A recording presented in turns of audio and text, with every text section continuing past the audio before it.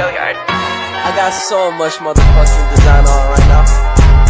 Break it down, bring it back, make it clap. I got 3 old thoughts, new block, where that thing. Bitches on my line, and you know.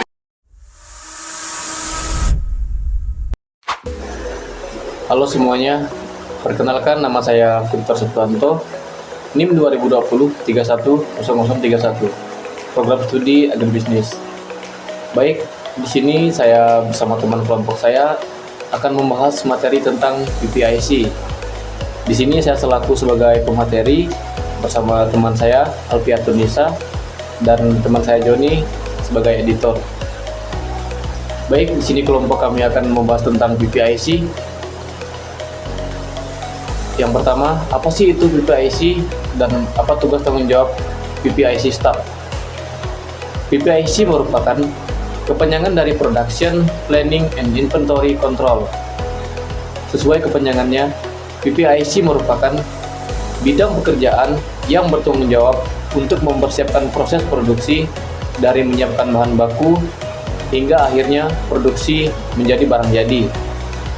Oleh sebab itu, dalam menjalankan tugasnya, PPIC biasanya berkaitan dengan divisi marketing. Pasalnya, divisi inilah yang bertugas untuk menentukan estimasi jumlah produk yang akan kita jual ke konsumen. Bagian yang kedua, apa tugas dan tanggung jawab PPIC Staff? Sama seperti bidang pekerjaan lainnya, PPIC Staff juga memiliki beberapa tugas dan tanggung jawab khusus. Ada 8 sifat yang harus dimiliki bagian perencanaan produksi, yaitu yang pertama, jangka waktu. Perencanaan produksi harus dibuat untuk jangka waktu yang lama untuk mengatasi berbagai perubahan dari waktu ke waktu yang mungkin terjadi selama proses produksi. Yang kedua, berjenjang.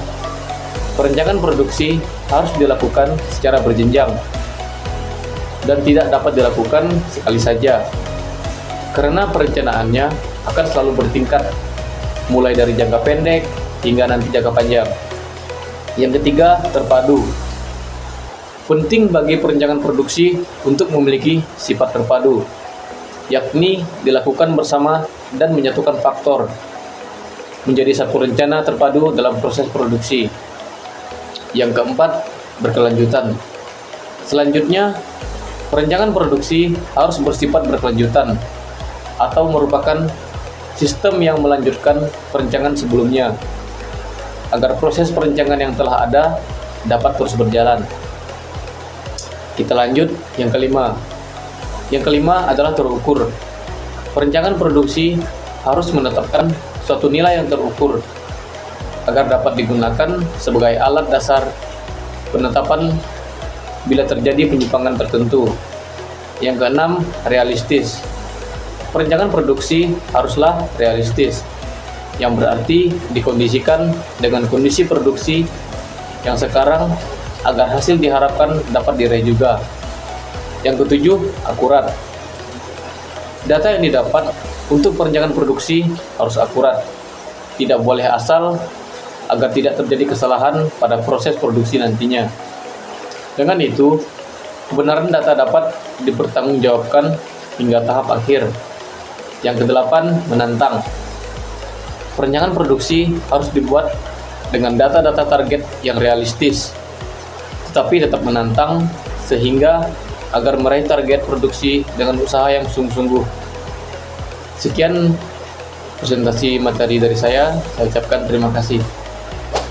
Perkenalkan, nama saya Joni dengan NIM 2020310065. Di sini saya akan melanjutkan penjelasan dari teman saya sebelumnya.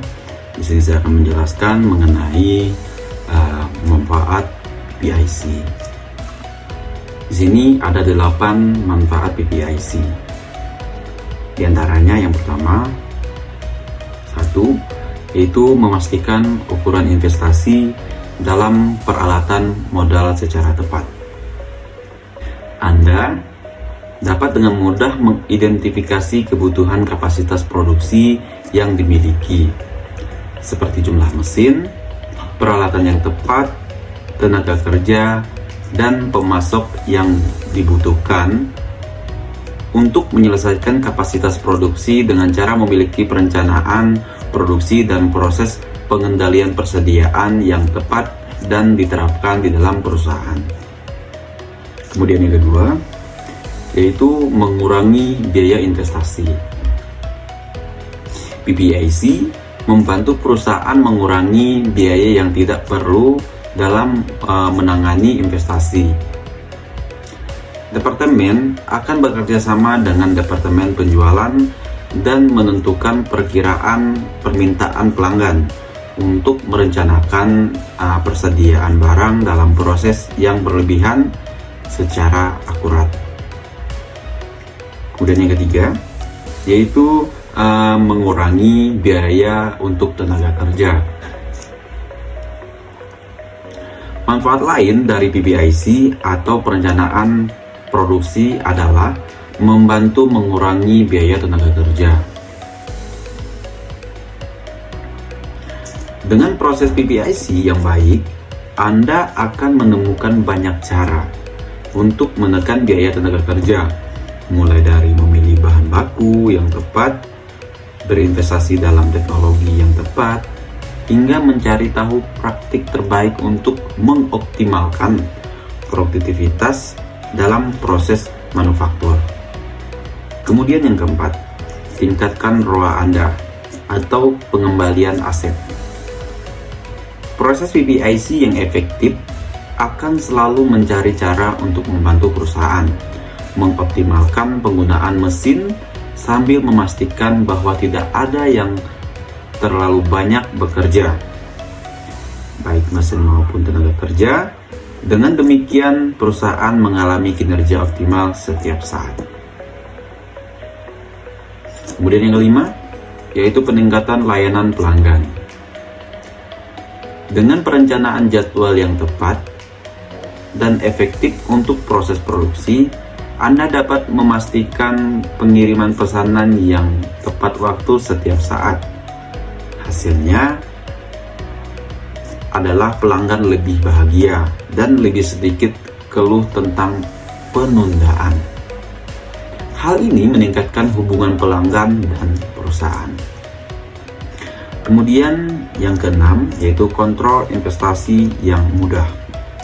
Ketika memiliki proses PPIC yang sangat baik yang diterapkan di organisasi, Anda dapat dengan mudah merencanakan dan mengikuti investasinya. Dengan demikian, Anda tidak perlu berjuang untuk memiliki kontrol yang lebih baik atas investasi Anda lagi.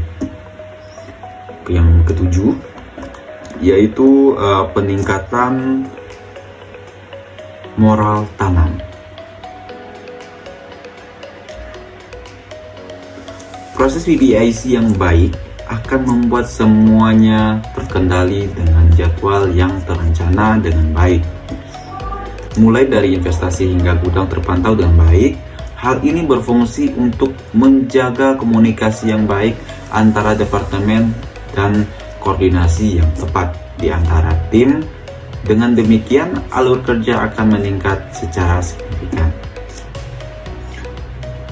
Kemudian manfaat yang ke-8, yaitu pengurangan waktu menganggur. Perencanaan yang tepat dalam proses produksi dapat menghindarkan Anda dari waktu menganggur karena menunggu bahan baku yang tidak lancar atau habis-habisan. Mungkin hanya ini yang dapat saya jelaskan mengenai manfaat PPIC. Selanjutnya akan dijelaskan oleh teman saya. Terima kasih. Assalamualaikum warahmatullahi wabarakatuh. Perkenalkan, nama saya Alfia Tunisa, NIM 2020310016.